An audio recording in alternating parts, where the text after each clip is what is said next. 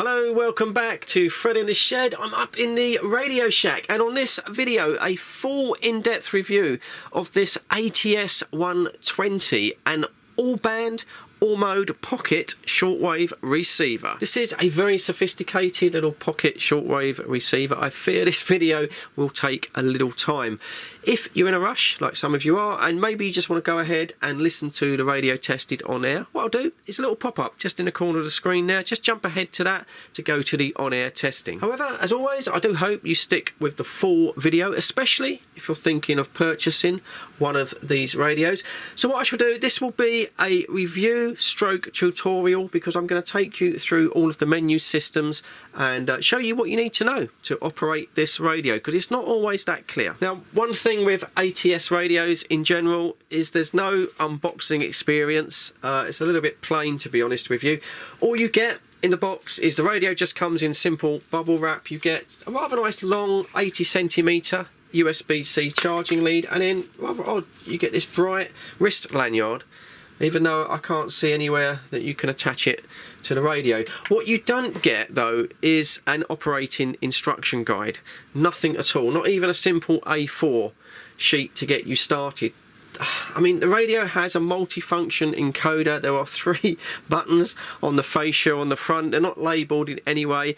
So to get started, yeah, that is a little bit odd. You have to go online and you have to search down videos and guides like this one, for example. But don't worry, in this video I'm going to take you all the way around the radio. I'm going to explain what each of these buttons do and how the radio operates. Firstly, on the radio we do have this nice 3.5-inch touchscreen. We'll get into that in just a moment. And then you've got these obscure 3 buttons. First button on the top there, a short press will turn on a flashlight, because it seems nowadays every China radio, since Bofung's, have to have a flashlight. And then a long press will turn the radio on and turn the radio off. Moving down to the second button, 3 functions here. First press will lock the screen. Second press turns on and off the LNA amplifier. Third press will lock the encoder.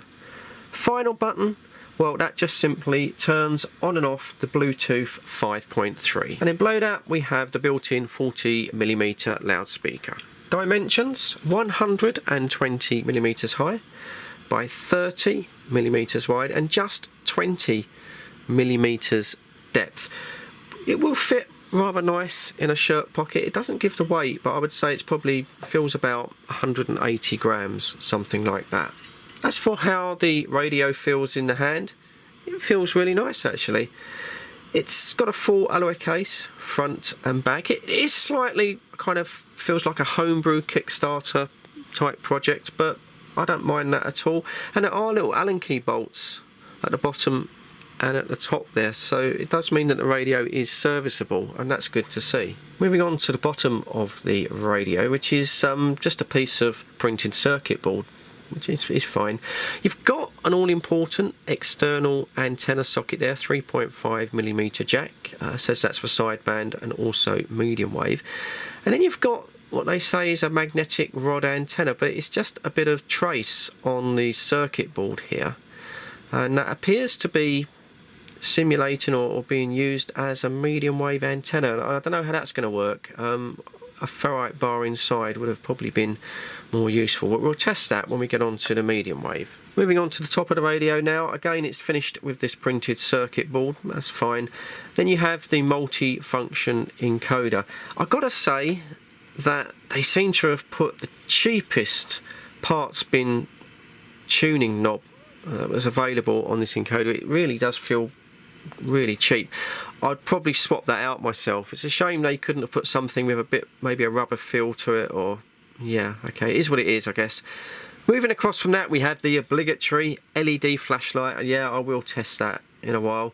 Then we've got the USB-C charging port, a good standard 3.5mm stereo earphone jack. Of course, this radio does have Bluetooth, so you can pair this up to Bluetooth headphones or an external speaker, but it's good that they've included that. And also, when you plug your corded headphones in, they then become the FM antenna, which means you can just put this in a pocket and listen to it remotely. Then we have the antenna itself, and this is where things pick up substantially. I've got to say 10 out of 10 for ATS for this antenna. I am very impressed with it. They've obviously spent quite a bit of money getting the antenna right.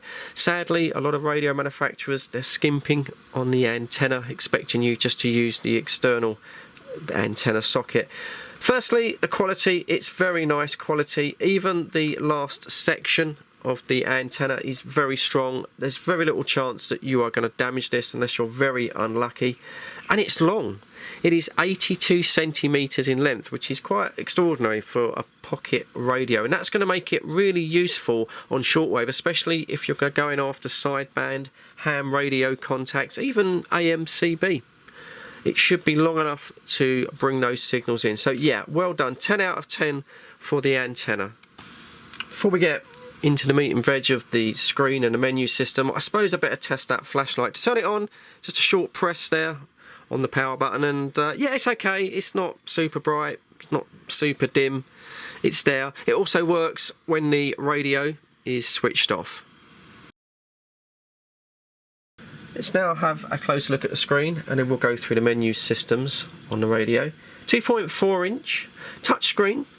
Its sensitivity, it's okay. I tend to use one of these little prodders there. I find that helps. As far as tuning goes, depending what mode you're in, but you can just use direct tuning by clicking on the screen, tuning up and down. That's certainly a good feature because it saves using the BFO, using the clarifier, very much like a HF radio. Below the frequency display there, we have a power meter for the incoming signals. It does seem to work, this one. Sometimes these can be a little bit hit or miss, but this does seem to represent the signal that's coming into the radio. Below that, we have a little meter that shows the volume. Then we have the battery meter. This is quite good. You've got two options here. You can either display voltage, which is how these radios normally work, but if you click on that, it will show you percentage.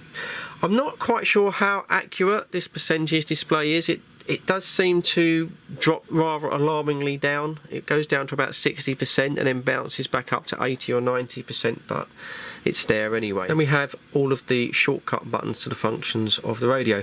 First one, ham. This gives you direct access to all of the pre-programmed ham bands.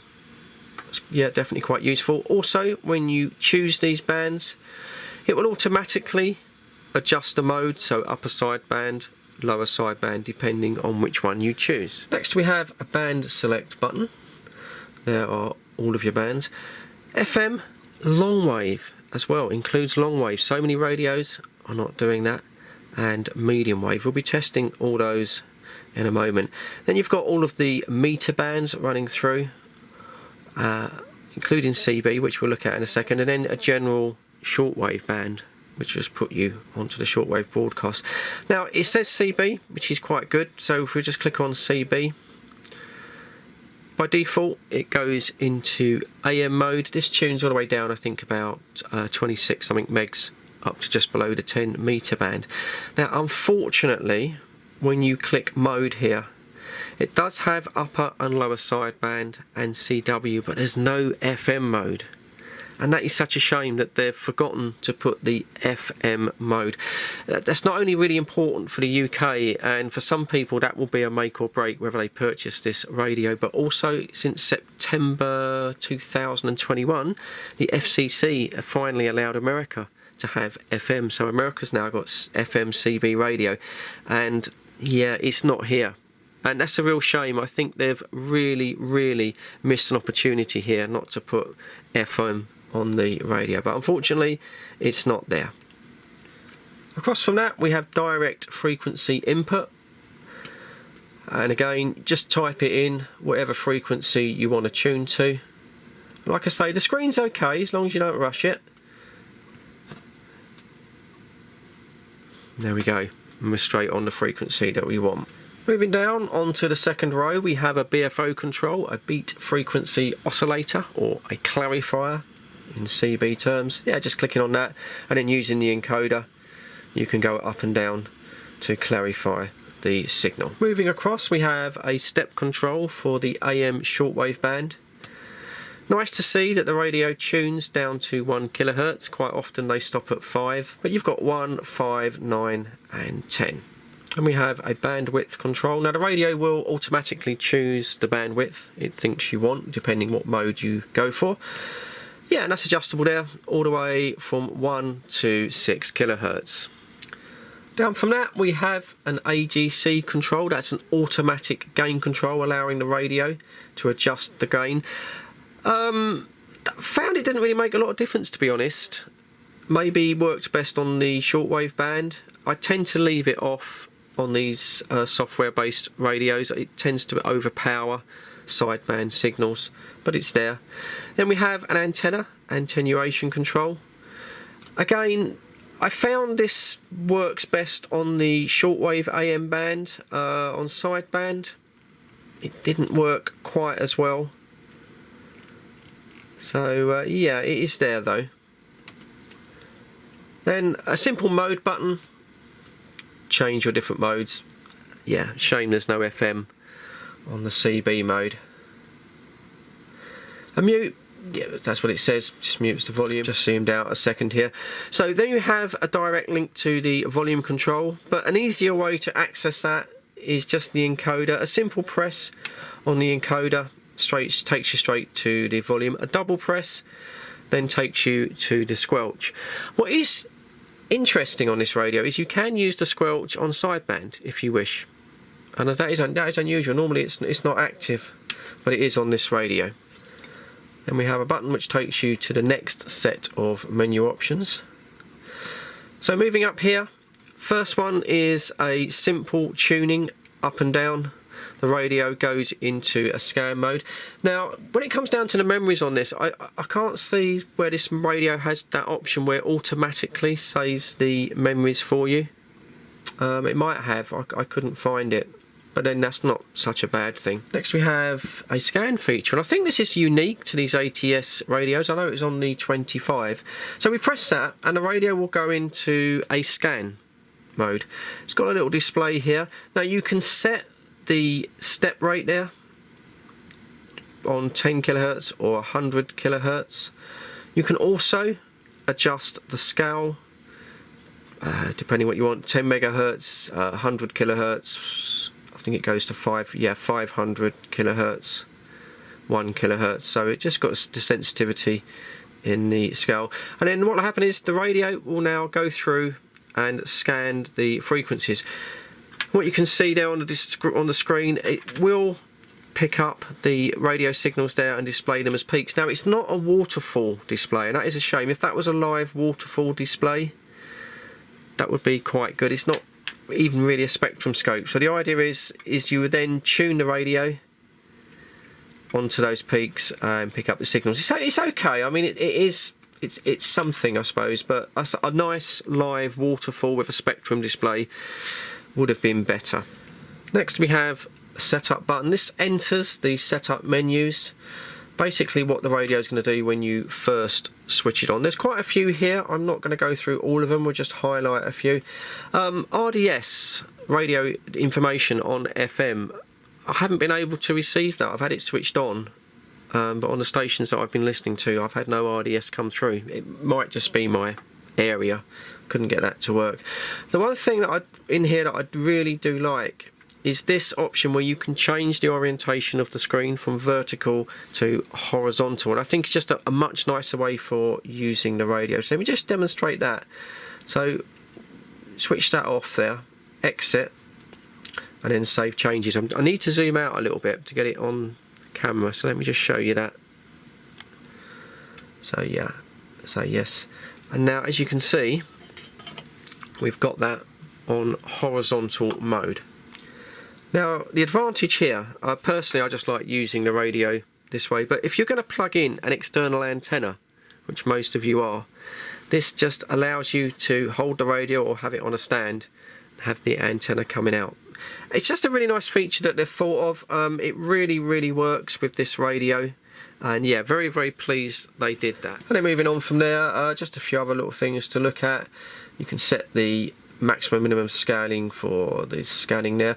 Wi-Fi, switch the Wi-Fi on and off. I have got mine switched off at the moment. I think it's just for updates. I think that's mainly what the Wi-Fi is used for.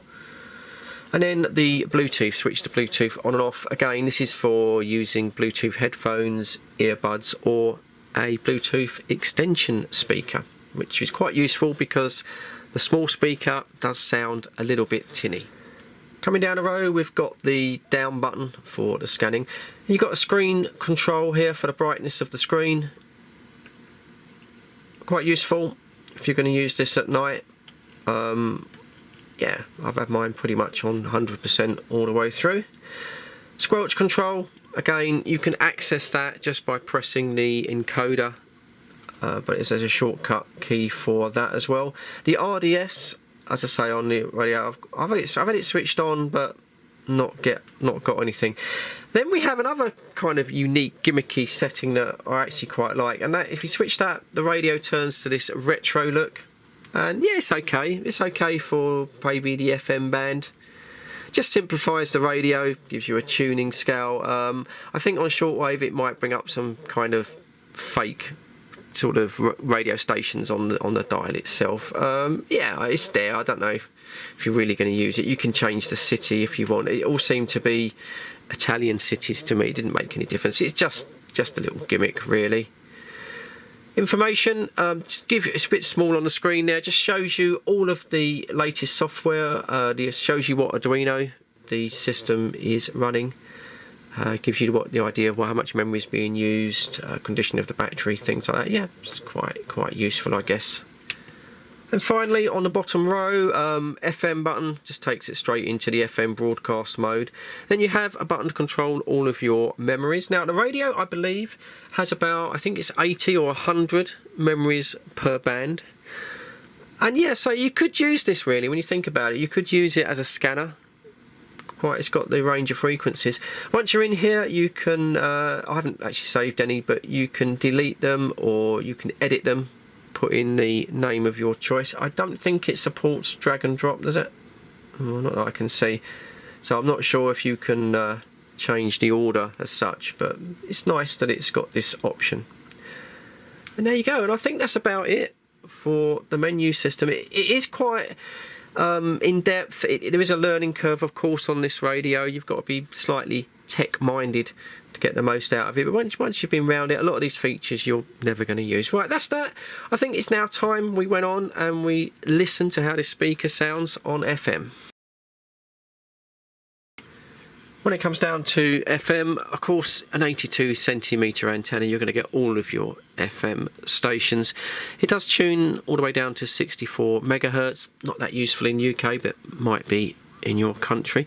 One useful thing though is the attenuation on the antenna works. The attenuator works on FM. So if you're one of these people that's into long distance DXing, looking out for stations on FM, then yeah, that might be useful to you.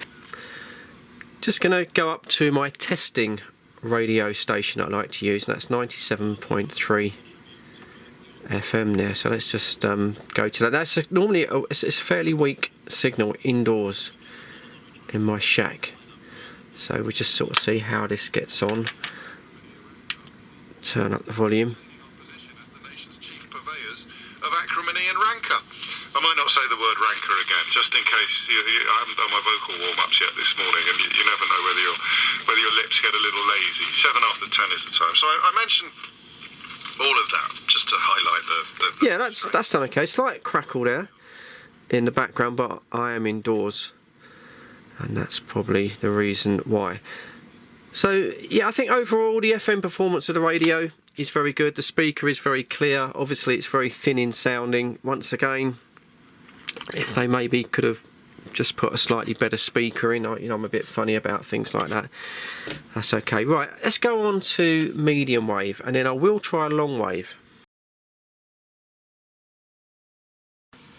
Going to test the AM side of the radio now. Now the first thing you need to make sure you got switched on is the LNA amplifier via this button. I think if you were going to use an external antenna, you might do better with that switched off. Now I've tried the up and down seek and seek controls. Yeah, this doesn't seem to work. It seems to miss a lot of stations. I know there's stations out there, even though medium wave isn't as popular as it used to be. But it just doesn't seem to find them. So I think we need to do it manually. So let's go down again. Although it says on the bottom of the radio here that this bit of screening is the antenna, it does seem that the telescopic antenna is active. Because if I touch it,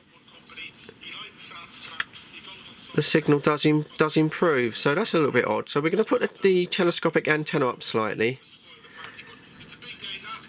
and now it's receiving quite strong signal. So yeah, it looks like you do need that. Let's go to the volume. If you want to keep up all the latest racing news, Paddy Powers from the Horse's Mouth podcast is available every week, and you can download the latest episode from your usual podcast provider now. 18+ begambleaware.org. Weekend preview on TalkSport with Paddy Power. For more racing tips. So that little 40mm speaker, it is a bit thin sounding. It does sound very much like a transistor radio. Good to see Ross. Very good form, wasn't he? I was going to say to you, actually, wasn't Carrie terrorism for us, which seek to put civilians in harm's way. In the background there you can hear another station, so it does suffer a little bit from cross modulation, or bleed over if you like. It's not that selective. We'll continue to cooperate. One thing you can do on medium wave is you can use the attenuation on the antenna if you want to just try and block out that cross modulation. I'll just try that. It's a very short. Jim White's in after 3. Oh, great. Him and Cafe Psycho have written. Deadline fascinating because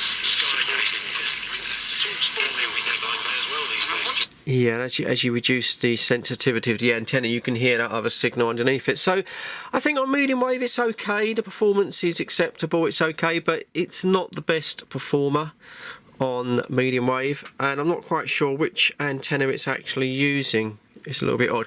Let's go over to long wave and we'll see if we get anything at all on long wave, because I think long wave is pretty much dead nowadays.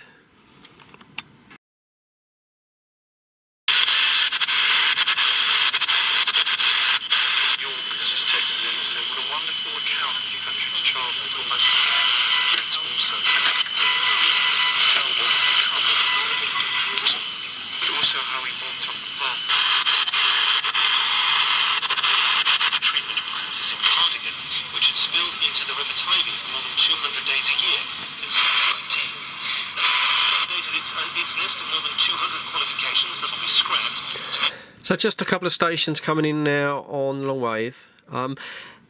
Not much on long wave anymore. It's just such a shame, but it's just a forgotten band. But it's nice the radio's got it. So summing up, medium wave and long wave, yeah, with the built-in antenna or whatever that is underneath, it's not the radio's best forte. I don't think that the radio is performing all that well, to be honest, on medium wave and long wave, but you're most likely to buy this really for its shortwave and certainly its upper and lower sideband. So that's what we need to do next. What I'll do is I'll connect an outside antenna.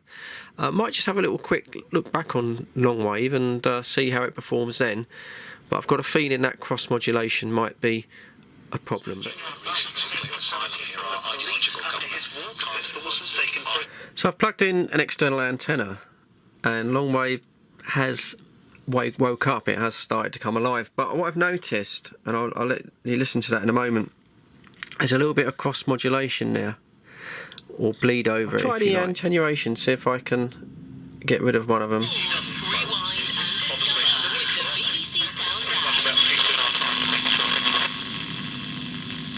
No, it just completely fades out.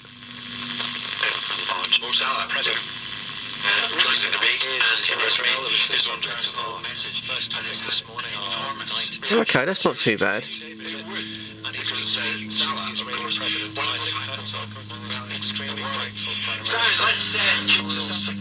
Yeah, so it does seem it is possible, maybe. I'm not sure if that's long wave though. I think that might be cross modulation, so the separation or we might call it bleed over on CB, but the separation isn't that great. But okay, let's move on with shortwave. So here we are on shortwave, and it sounds pretty terrible with that speaker, to be honest.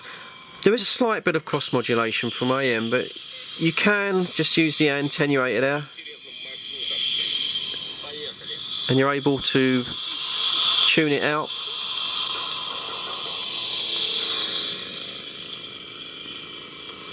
Anyway, let's connect this directly into the camera, and let's see if we can find some shortwave stations to listen to, and then we'll go on to sideband.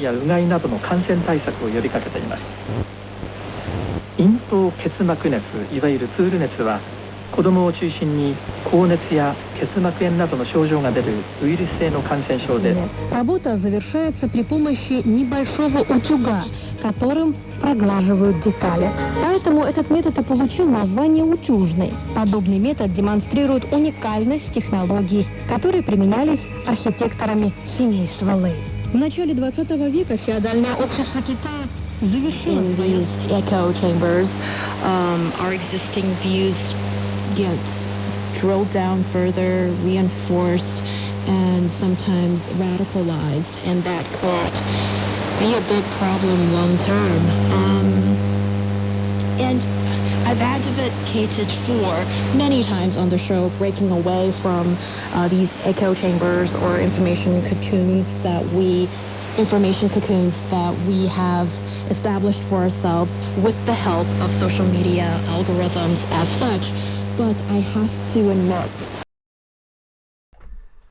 when it comes to tuning this radio, first some praise, because they have used a nice quality encoder, very much like the ATS 25. It doesn't miss any steps, and it doesn't suffer from that bounce effect that can affect cheaper radios. The only thing though with these Arduino based software radios, and this affects all of my ATS radios, is when you continuously tune, it seems to tune for a few seconds and then you get a static noise like a whoosh, whoosh, which I'll demonstrate in a moment. And it's a bit of a shame. I'm sure that can be worked out with software. And each time they bring out a new generation, I do hope that they have cured it, because it is a little bit annoying in headphones. But let me show you what I mean.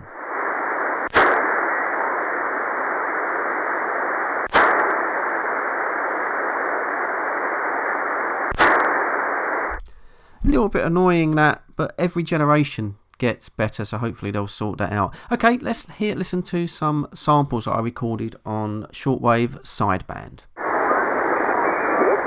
Delta Kilo 10 Charlie 59140.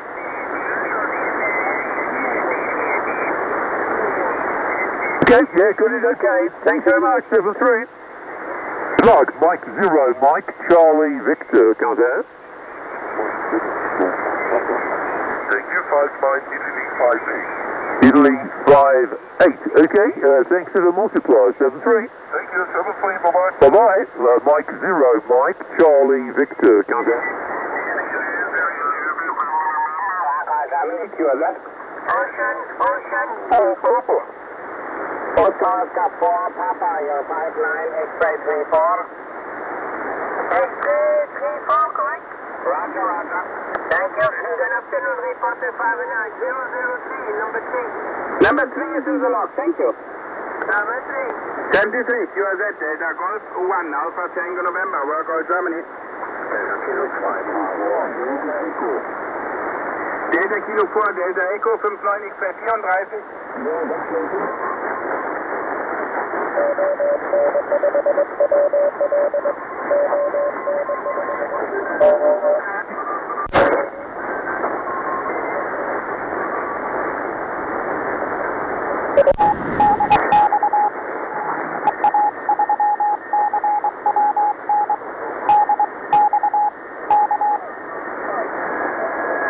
Delta Kilo 2 Alpha Tango 598 4 to 1. 841.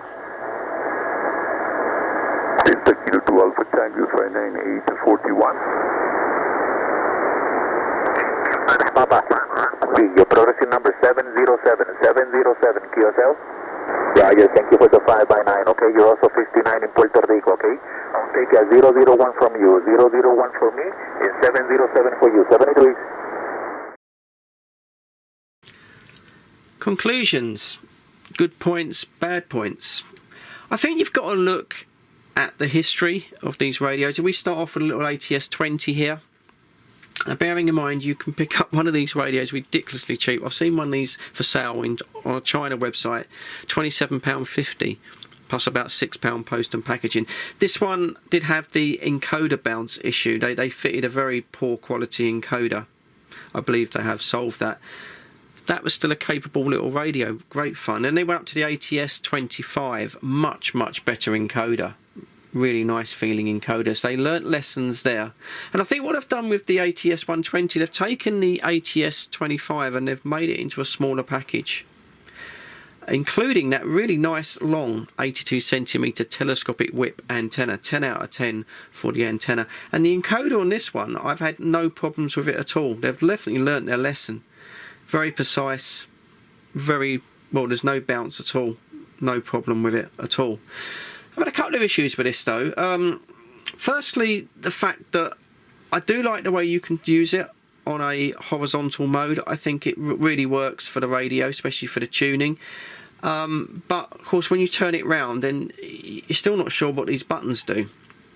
And I think by mistake I may have switched on the Bluetooth at some point, because a couple of times when I've come to use this, when the radio has been switched off, at least I think I've switched it off and I haven't put it into some standby mode, I switched it back on and the battery's completely empty and I've had to recharge it again. So it might just be me being a bit stupid, but it would help if they could put something on these buttons, just some printing, so you can remember what they do. One thing I think they need to improve, and this affects all of these models, is when you tune up or down on the bands, you get that rush of static noise. It's weird. You tune for a little while and you get that and that gets quite tiresome on headphones, and it affects all of these three models. So any developers for ATS that might be watching this video, I think on your next model, if you could somehow program that out, that would be quite useful. And then the only other thing I would say which could be improved is probably the medium wave performance. It's okay if you extend the telescopic whip antenna, but for medium wave you don't really want to do that. Again, I think if they could have squeezed a better antenna in the case itself. The medium wave performance isn't very good for this quality of radio, which is a shame because there's no reason for it other than it needs a better antenna. However, you know, with criticisms, let's be perfectly honest, no radio at any price point is perfect. I can even criticise that Yaesu radio behind there, that isn't perfect either. But I think what is really good with the evolution of this Arduino chipset, which started off as almost like a little Kickstarter project, is that every time they bring out a new radio, they are listening to people and they are getting more and more things right. For example, the ATS 25, one of the criticisms was it only had a 5-digit frequency display. This ATS 120 has got a 7-digit. So things are moving. The small form factor means that I can just put this in a bag, take it on holiday, just plug in a long wire and listen to some skip on holiday. So yeah, I do recommend this radio. I do think it's a lot of fun for the money. If you're interested in purchasing one of these little ATS 120s, this one came in from Banggood, and I will leave a link in the description below. I know it says on the screen when the video starts, paid promotion. I don't get paid to make the video. Obviously they send these samples in free of charge. I try to make an honest review, show you the good points, show you the bad points. I'm not on any commission, I don't work for Banggood, anything like that. So I think that's about it for this video. I know it's been a long one, so if you've stayed with it, thank you very much. I do appreciate it. There's the thumbs up from Fred for your view time. Before you go, if you get a second, just hit me a thumbs up down below. That helps me, helps the channel. But as for now, as always, please stay safe, look after each other, and I'll catch you on the next one. Cheers, guys.